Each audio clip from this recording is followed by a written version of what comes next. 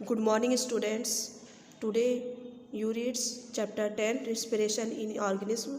पिछले क्लास में मैंने आपको इसमें कुछ टॉपिक को समझाया था और आज हम नेक्स्ट टॉपिक को समझाएंगे। तो आप पेज नंबर आ जाइए, पेज नंबर 157। एरोबिक रिस्पिरेशन तक मैंने बता दिया था।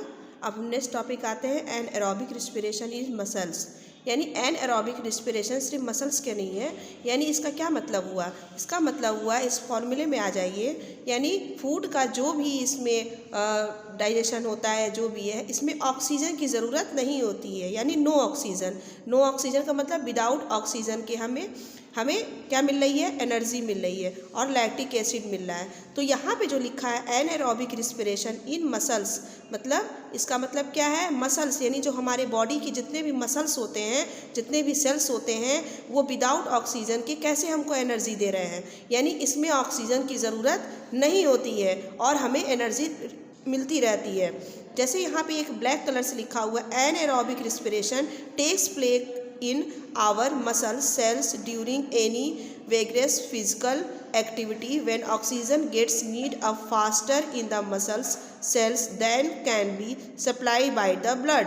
यानी इसमें ऐसा रिस्पिरेशन जिसके द्वारा हमें एनर्जी तो मिल रही है लेकिन उसमें ऑक्सीजन नहीं है और हमें एनर्जी मिल रहा है किसी भी फिजिकल एक्टिविटी को करने के लिए।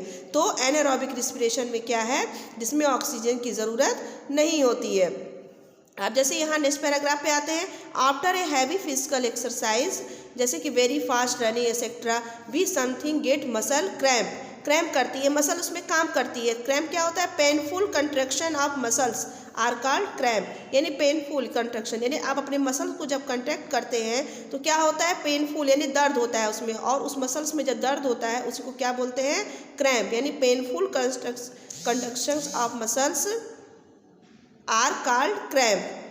तो क्रैम्प, ये आप देख रहे होंगे फिजिकल वर्क आप जो भी करेंगे उसमें क्या होता है? एनएरोबिक रिस्पिरेशन इन मसल से ही इस टॉपिक में आपको पढ़ना था और आपको इस टॉपिक में सारे एग्जाम्पल दिए हैं। इस चीज़ को आप घर पे रीडिंग करेंगे। अब हम नेक्स्ट आते हैं, यहाँ लिखा है similarity between aerobic and anaerobic respirations. अब इसमें सिमिलरिटी दिया है। सिमिलरिटी मतलब इन दोनों में क्या क्या समानता है, यानी इन दोनों में क्या क्या चीज़ सेम है। ये चीज़ मैंने आपको इधर समझा दिया है, इस चीज़ को आप खुद से रीड करेंगे। अब हम नेक्स्ट टॉपिक पर आते हैं। यहाँ पे है difference between aerobic and anaerobic respiration. यानी एरोबिक और एनएरोबिक रिस्पिरेशन में क्या क्या चीज़ डिफरेंस है, मतलब क्या क्या अंतर है। इस चीज़ को भी मैंने दोनों टॉपिक बता दिया है और आप इस दोनों टॉपिक को आप घर पे इसको आप पढ़ेंगे। फिर नेक्स्ट टॉपिक आता है ब्रीदिंग मतलब सांस लेने की जो प्रोसेस होता है, जो सांस लेने का काम होता है, वो हमें इसमें पढ़ना है। तो ब्रीदिंग का प्रोसेस किसके थ्रू होता है? आपके बॉडी में इसका जो सिस्टम होता है वो क्या है? लंग्स है। आपका बॉडी में आपके इसमें क्या है? लंग्स है और इसी के थ्रू आपका ब्रीदिंग प्रोसेस होता है। तो ए ब्रीदिंग मीन्स 1 इनहेलेशंस प्लस 1 एक्सहेलेशंस। यानी ब्रीदिंग मीन्स मतलब क्या हो गया? यानी एक बार आप सांस छोड़ते हैं, एक बार आप सांस लेते हैं। यानी एक बार आप एयर जो ऑक्सीजन होता है वो आप अंदर ले जाते हैं और कार्बन डाइऑक्साइड आप बाहर निकालते हैं। तो इनहेलेशन और एक्सहेलेशन, यानी अंदर लाना और बाहर ले जाना, इस ब्रीदिंग ए लंग्स के थ्रू होता है। अब इसमें आपको जो चीज़ पढ़ना है वो आपको नेक्स्ट पेज पर आइए 159 पे। तो ब्रीदिंग रेट, यानी ब्रीदिंग रेट, एक नॉर्मल ह्यूमन्स बीइंग का ब्रीदिंग रेट जो होता है वो क्या होता है? The average breathing rate in an adult humans being at rest is 15 to 18 time पर मिनट्स। यानी 1 मिनट्स में वो 15 से 18 टाइम वो ब्रीथ करेगा एक समय में। और humans breathe slightly faster than man, यानी जो ह्यूमन्स का ब्रीथ जो होता है वो स्लाइटली फास्टर होता है किससे? मैन से। और अगर आप breathing rate a person change according to the oxygen required of the body, यानी ब्रीदिंग रेट जो होता है आपके बॉडी में जैसा ऑक्सीजन रिक्वायर्ड मांगता है जिस पर्सन से, वो आपके बॉडी में ऑक्सीजन अंदर इंटर होता है।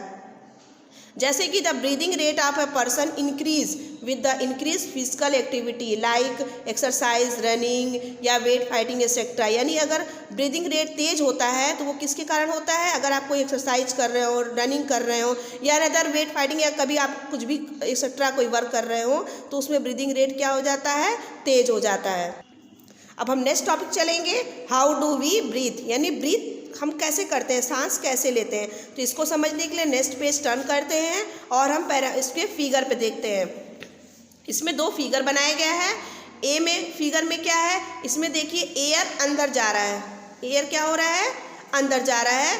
और ये क्या हो रहा है? रिब केस हमारा ये जो है यहाँ पे देखिए लिखा है ब्रीदिंग इन, यानी जब ब्रीथ हम अंदर कर रहे हैं, एयर अंदर जा रहा है तो क्या हो रहा है? चेस्ट कैविटी बिकम्स बिगर, चेस्ट कैविटी जो होती है वो क्या हो रही है? वो बिगर हो रहा है, बड़ा हो रहा है। Air is sucked into lung, जब हम एयर को सक करते हैं, अंदर ले जाते हैं तो लंग की जो कैविटी होती है या चेस्ट की कैविटी वो क्या हो जाती है? फूल जाती है, बिगर हो जाती है। अब सेकंड में क्या है? जब हम एयर को बाहर ले जाते हैं तो उसमें क्या होता है? Chest cavity become smaller, air is pushed out of lung, यानी जब क्या होता है? लंग से जब ये एयर बाहर जाता है तो चेस्ट कैविटी क्या हो जाती है? सिकुड़ जाती है या छोटा हो जाता है, स्मॉलर हो जाता है। तो इन दोनों फिगर में आपको दिखाया गया है कि एयर को जब अंदर ले जाते हैं तब क्या होता है और एयर को जब हम बाहर निकालते हैं तब क्या होता है। ठीक है, इन दोनों को आप समझिएगा फिगर के थ्रू, और इस फिगर के थ्रू ही आप इस चीज़ को समझ सकते हैं। ठीक है, अब हम नेक्स्ट टॉपिक पर आते हैं। इधर पेज नंबर पे यहाँ पे देखिए एक्टिविटी दिया गया है। इस एक्टिविटी में ये दिखाया गया है कि आपका जो लंग्स होता है वो कैसे वर्क करता है। इसका जो हम एक्सप्लेन करेंगे वो हम नेक्स्ट टॉपिक नेक्स्ट क्लास में करेंगे और आपको हम नेक्स्ट इसको क्लास में इस चीज़ को एक्सप्लेन करेंगे। Okay students, bye.